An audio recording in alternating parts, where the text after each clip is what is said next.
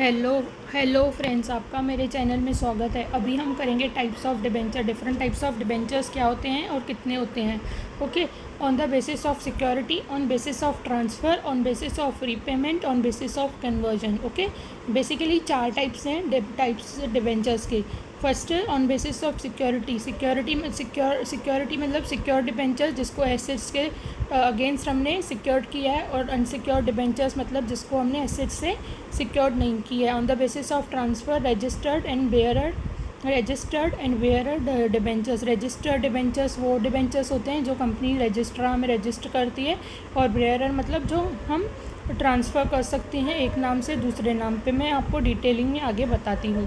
On basis of repayment, redeemable debentures and redeemable debentures. Redeemable debentures मतलब वो debentures जो कुछ सालों के बाद रिडीम होके बंद हो जाए, और रिडीमेबल डिबेंचर्स मतलब वो डिबेंचर्स जो कंपनी के winding up of the time तक चले।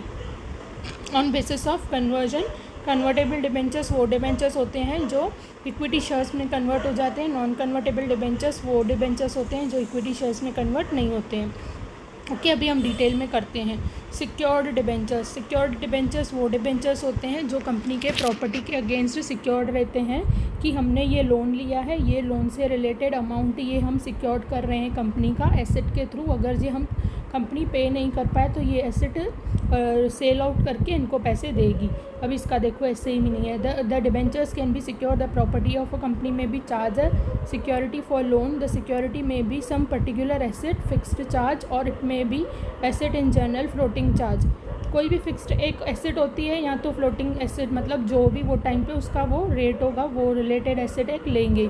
The debentures are secured through the trust deed. Trust deed बनती है, उसके थ्रू वो सिक्योर्ड होते हैं। Unsecure debenture. अभी अनसिक्योर डिबेंचर्स वो डिबेंचर्स होते हैं जिसमें कोई सिक्योरिटी नहीं होती है। It is now prohibited. अभी ये नई इशू होते हैं एज पर कंपनीज एक्ट 2013।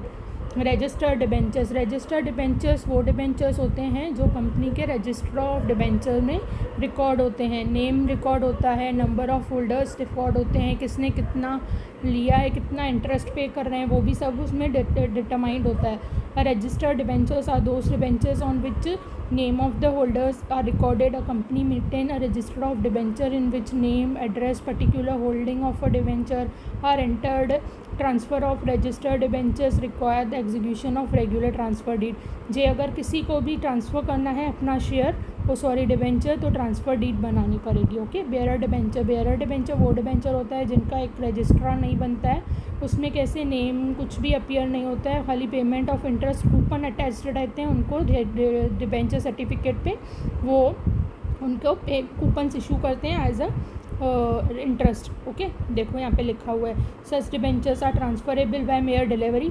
अगर मैंने दूसरे को ट्रांसफ़र किया तो बस मेरे को कूपन्स के थ्रू ट्रांसफ़र करना पड़ेगा। Payment of interest made by coupons attached to debenture certificate. Okay, redeemable debentures. Redeemable debentures वो डिबेंचर्स होते हैं जो रिडीम हो जाते हैं, मतलब ख़त्म हो जाते हैं सर्टन सम ऑफ टाइम के बाद। Some period as mentioned on, जितना पीरियड डिबेंचर सर्टिफिकेट में मैंशनड है।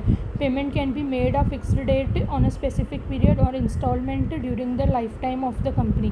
कंपनी पेमेंट फिक्स्ड डेट पे भी कर सकती है, या लाइफ टाइम में कभी भी थोड़े थोड़े टाइम में कर सकती है। नॉर्मली ट्रस्ट डीड के थ्रू ये भी रिडीम होते हैं। Redeemable debenture. रिडीमेबल डिबेंचर वो डिबेंचर होते हैं जो रिडीम नहीं होते हैं, कंपनी को रीपे नहीं करने होते हैं, वाइंडिंग अप ऑफ टाइम तक चलते हैं, पर पहले पेमेंट इनको मिलती है लिक्विडेशन के टाइम पे। ओके, कॉन्टीजेंसीज। अगर कुछ कॉन्टीजेंसीज अराइज हुई, कुछ ऐसे अनसर्टेनिटीज़ हुई तो देना पड़ेगा।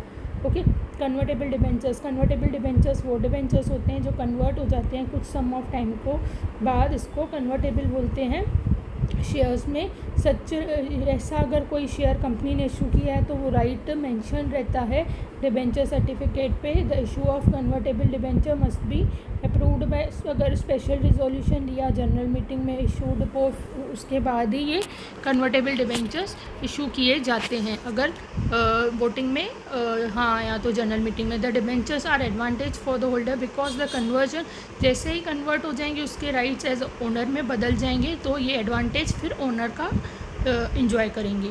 Non convertible debentures. Non convertible debentures वो डिबेंचर्स होते हैं जो कन्वर्ट नहीं होते हैं, मैच्योरिटी डेट के बाद रिडीम हो जाते हैं। These debentures suffer disadvantage, there is no appreciation in value, appreciation value नहीं होती है और कन्वर्ट नहीं होते हैं। कन्वर्टेबल के अपोजिट इनकन्वर्टेबल, और रिडीमेबल के अपोजिट इरिडीमेबल, और सिक्योर्ड के अपोजिट अनसिक्योर्ड, रजिस्टर्ड के अपोजिट बेयरर। ओके, ऐसे करके लर्न करो। आपको कोई भी डाउट हो तो आप पूछ सकते हो। Thanks for watching, like, subscribe and share my channel. Thank you.